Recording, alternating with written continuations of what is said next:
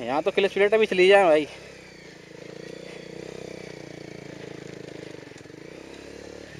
वो और कांटे बहुत बड़े बड़े हैं यहाँ पे। ये सब किले के पार्ट थे।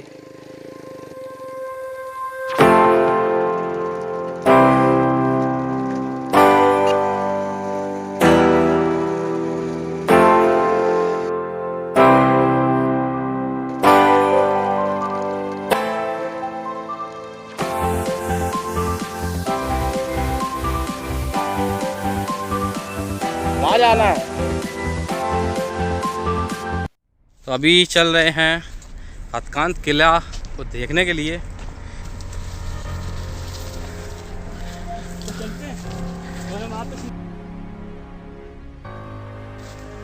खड़ी चढ़ाई है भाई, सीढ़ियाँ बना तो रखी लोगों ने काट काट के। वो अरे भाई ये है पीर बाबा की दरगाह। इसके बाद इस तरफ जो पोर्शन है ये भी एक किले का पार्ट है। तो हम लोग पहले इधर चल रहे हैं, सांस फूल गई है। अभी सीधी खड़ी चढ़ाई है और हम लोग पानी भी लेके नहीं आए। ये जो पत्थर आप देख रहे हैं ये कभी किले का पार्ट था। पैर जमा के रखना भाई। ओह तो पलटन आ रही है भाई धीरे धीरे, बहुत खड़ी चढ़ाई है।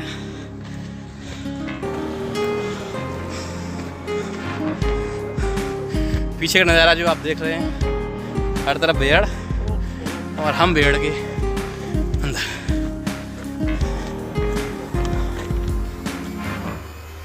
तो ये है जो दूर से नज़र आता है किले का पार्ट। ये है पीर बाबा की दरगाह। तो ये है हथकांत किले का मेन फोर्ट। एक पार्ट वो रहा, एक वो रहा, एक वो रहा, एक वहाँ पर, एक इस तरफ है पीछे। तो बहुत जगह यहाँ पे हथकांत फोर्ट के पार्ट कई किलोमीटरों में फैले पड़े हैं। उनमें से अभी एक पार्ट पे हम लोग हैं।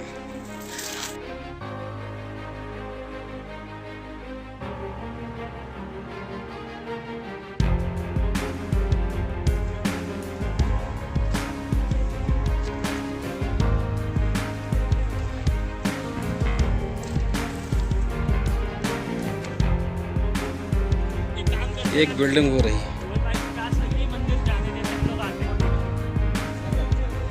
तो दरगाह देख ली है और अब चल रहे हैं हथकांत फोर्ट के मेन फोर्ट को देखने के लिए।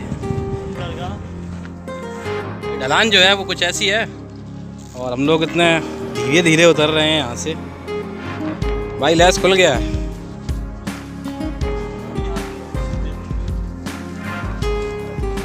ओहो हो, पैर तो अपने आप जा रहे हैं यार।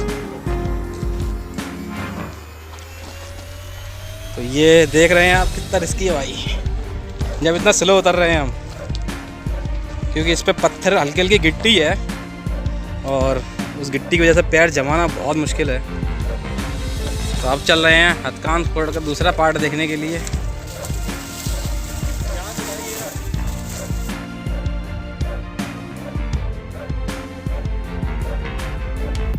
हथकांत फोर्ट 1000 साल पुराने फोर्ट को देख रहे हैं। ये कुछ वैसा ही एक्सपीरियंस है जैसा हमने कचौरा के किले में किया था जाकर। कुछ ऐसे बेहड़ में होके आए थे हम।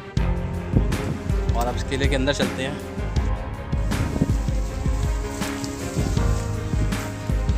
वाह, दीवार फाड़ के पेड़ आ गया भाई। यहाँ पहले लोग कैसे आए होंगे? हम लोग सब गलत रास्ते आए हैं। किले पे तो आ गए हैं भाई, लेकिन आगे का रास्ता जो है वो समझ में नहीं आ रहा किस तरफ से बढ़ा जाए हमें। तो रास्ता कहीं रह ही नहीं है, बस हम लोग चल रहे हैं भाई रास्ता देखते हुए टेढ़ा मेढ़ा। कोई रास्ता रह नहीं गया भाई। हम लोग आए हैं ऐसे घूमते हुए, इन भेड़ों से होते हुए। ये कभी मेन गेट रहा होगा जिस पे हम लोग चल रहे हैं। ये टूटा पड़ा, कहाँ से आए हैं ये नहीं पता हम लोग। हाँ बस आ गए हैं और अब बढ़ गए हैं इधर। ओहो, अब रास्ता नहीं है भाई यहाँ। मेन गेट है जो उसका वो रहा। तो भाई अब ये कुछ दीवारें ऐसी खड़ी हुई हैं और कुछ यहाँ पे पार्ट है, तो इससे आगे हम लोग नहीं जा पा रहे हैं। तो अगर बात की जाए हथकांत किले की, तो इसका इतिहास शुरू होता है आज से 1200 साल पहले का। ये किला किसने बनवाया ये तो कहीं भी लिखित में नहीं है कि यह किला किसने बनवाया था और इसका पहला शासक कौन था, लेकिन अगर इसके इतिहास की बात की जाए तो वह शुरू होता है आज से तकरीबन 1000 साल पहले का। हम जाएंगे आज से 1200 साल पहले। समय काल है 816 से लेके 842। उस वक्त बहादुर राणा नाम से एक शासक हुए। बहादुर राणा ने भदौरागढ़ के नाम से एक रियासत का निर्माण किया। यहाँ के निवासी भदौरिया कहलाए जाने लगे। इनके वंश में आगे जाके 1123 से 1163 तक शासन किया कंजल देव ने। 1153 में उन्होंने हथकांत तक अपना राज्य बढ़ा लिया था, तो उस वक्त भी यह किला मौजूद था। अब हम आते हैं अपने इतिहास के दिलचस्प मोड़ पर, जो कि है पृथ्वीराज चौहान और मोहम्मद गौरी का युद्ध। 1194 में मोहम्मद गौरी पृथ्वीराज चौहान का युद्ध हुआ, जिसमें पृथ्वीराज चौहान हार गए और यहीं से मुगलिया सल्तनत की शुरुआत हुई। मोहम्मद गौरी भारत की गद्दी पर यहाँ पे शासन के लिए बैठा गया अपने सेवक कुतुबुद्दीन ऐबक। कुतुबुद्दीन ऐबक 1208 में अपनी सेना लेकर भदौरागढ़ की तरफ आया। उस वक्त भदौरागढ़ में राजा शल्यदेव, जिन्हें राउत साल भी कहते हैं, शासन कर रहे थे और इनके बीच में बहुत ही घमासान युद्ध हुआ और उस युद्ध में बहुत ही ज़्यादा रक्तपात हुआ। राउत साल इस युद्ध में वीरगति को प्राप्त हुए और उनकी 2 रानियां थीं, जिनमें कि एक रानी ने जौहर कर लिया, जबकि एक रानी जो कि गर्भवती थी, तो वंश चलाने के लिए उन्होंने जौहर नहीं किया और वह राजगुरु श्यामदास और एक सेवक भगत मिर्धा के साथ सुरंग के रास्ते से भदौरागढ़ से निकल गई और वो पहुंची फतेहपुर सीकरी, जो कि उनका घर था। वहाँ पे जाके उन्होंने एक बालक को जन्म दिया जिसका नाम रज्जू राव रखा गया। उस वक्त अगर वह नहीं पैदा हुए होते तो शायद भदौरिया राजवंश उस वक्त ही ख़त्म हो जाता। जब रज्जू राव 12 साल के हो गए तो वह दिल्ली की सल्तनत में वहाँ पे गयासुद्दीन शासन कर रहा था और वह उनके दरबार में गए और उन्होंने अपने राज्य की मांग की। उस वक्त जैसा कि आप जानते हैं अपने इस एरिए में मेवे और भर लोगों की बहुत ज़्यादा अधिकता थी और ये आपस में लड़ते रहते थे। गयासुद्दीन भी कहीं ना कहीं मेवों से बहुत परेशान था। उन्हें अपनी को सेना दी रज्जू राव को और रज्जू राव ने आश्वस्त किया कि वह मेवों को उखाड़ के फेंक देंगे। उस वक्त हथकांत किले में मेवों का सरदार हथिया में बेग राज किया करता था और कहते हैं बहुत ही ताकतवर था। रज्जू राव ने उसको हराया और यहाँ पे अपना भदौरिया शासन दोबारा से स्थापित किया। सन 1256 में गयासुद्दीन ने रज्जू राव को भदौरिया राज का राजा घोषित कर दिया। अगर इतिहास में आगे आएँ तो इस किले पर 1434 में मुबारक शाह ने आक्रमण किया और उस समय यहाँ पर राजा जैत सिंह शासक थे, तो वह ये युद्ध हार गए। लेकिन 4 साल के बाद ही जब मुबारक शाह आगे की तरफ चला गया, कालपी की तरफ बढ़ गया, तो राजा जैत सिंह ने इस किले को दोबारा से अपने अधिकार में ले लिया। 30 अप्रैल 1509 को सिकंदर लोदी ने जब इस किले को जीता तो उसने यहाँ पे उद्दम खां को नियुक्त किया। इसका सिर्फ एक ही मतलब था कि भदौरिया राजाओं पे अंकुश लगाना और इस क्षेत्र में अपना प्रभाव बनाए रखना। परंतु भदौरिया राजा हमेशा ही विद्रोह करते रहते थे। जैसे ही शाही सेना यहाँ से जाया करती थी, सब स्वतंत्र हो जाया करते थे और उनका प्रभाव बिल्कुल ही ख़त्म हो जाया करता था। अब इतिहास में थोड़ा और आगे चलते हैं और 1540 में जब शेर शाह सूरी का शासनकाल आया तो वह 2000 अफगान घुड़सवारों को इटावा के बीच से होते हुआ कचौरा घाट से आगे बढ़ते हुए हथकांत किले पर रुका और उसने हथकांत किले को अपना सामरिक अड्डा बनाया। आज तो ये जगह बिल्कुल उजड़ चुकी है, लेकिन किसी वक्त यहाँ पे कहते हैं कई दर्जनों गोलियाँ इकट्ठी जला करती थी और जगह की बहुत ज़्यादा जनसंख्या थी, जो कि बाद में यहाँ के आसपास के गांव में बिखर गई। अगर आप यहाँ के आसपास के गांव वालों लोगों से बात करेंगे तो उनके बड़े बुजुर्ग बताएंगे कि कैसे वो लोगों के पुरखे बताते हैं कि कैसे इस जगह रहा करते थे और कैसे क्या पुरानी चीज़ें थी। लेकिन आज की डेट में ये सब चीज़ें ख़त्म हो गई हैं। आज तो यह किला बिल्कुल ही खंडर हो गया है, लेकिन अगर पुराने समय की बात करें तो यहाँ पर पता नहीं कितने राजाओं का राज्याभिषेक हुआ और आज जिस जगह को हम देख रहे हैं जहाँ सिर्फ तो सिर्फ बेहड़ ही नज़र आ रहा है, वहाँ पे क्या ठाट बाट रहे होंगे ये इसकी तो हम सिर्फ कल्पना ही कर सकते हैं। हालांकि बाद में इस जगह को डाकुओं ने भी इस्तेमाल किया और आज जिस जगह अभी हम घूम कर आए हैं उस जगह पहले आज से 20 साल पहले जाने की हिम्मत पुलिस भी नहीं करती थी। आज की डेट में तो काफ़ी कुछ नॉर्मल है यहाँ पर, लेकिन अगर आप यहाँ पे आते हैं तो हमेशा 2 या 3 लोग साथ में आइए, अकेले कभी मत आइएगा यहाँ पे, और बरसात के टाइम तो बिल्कुल भी मत आइएगा। तो रास्ता हो गया है ब्लॉक और भाई ये छोड़ दे कॉफी हो भाई छोड़ दे यार, बहुत महंगी है।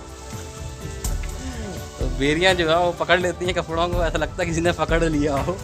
रात के टाइम अगर कोई यहाँ पे आए तो भाई चौक ले जानी, आप समझ सकते हैं हम लोग कहाँ खड़े हुए हैं। बेचारे की कॉप की टी शर्ट देखो भाई, अब नहीं आना मेरे को, हो गया बहुत, पूरे शरीर में चुभ गई है। तो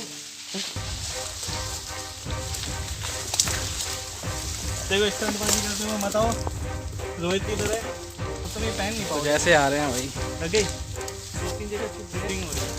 जो पानी मारते हैं बस यही हैं।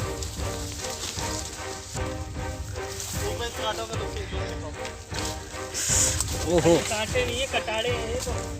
ये अगर चले गए ना, ये अगर चला गया तो क्या होगा? मोहित भाई कहाँ रह गए? तो भाई ऐसे आना पड़ रहा है, थोड़ा सा भी पीछे होते हैं 1 सेकंड के लिए, झाड़ियाँ कवर कर लेती हैं, पता नहीं चलता कौन कहाँ चला गया। वापस आ रहे हैं बाइक की तरफ। तो भाई हथकान किला जो था वो देख लिया है, और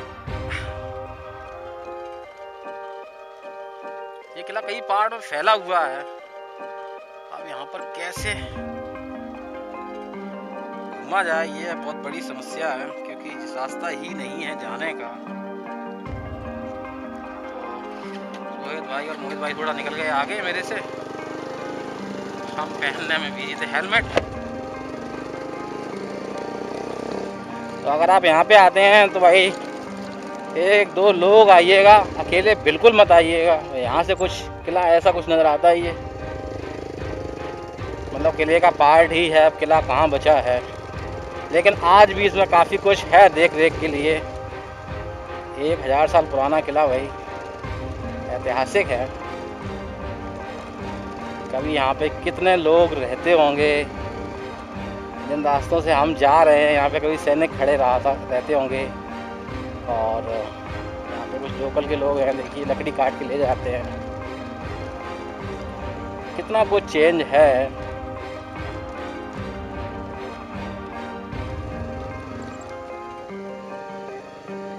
तो यहाँ पे ये हालत है भाई, ऐसे जाना पड़ता है हमको। चीज़ें अपने आप साथ में चलना चाहती हैं।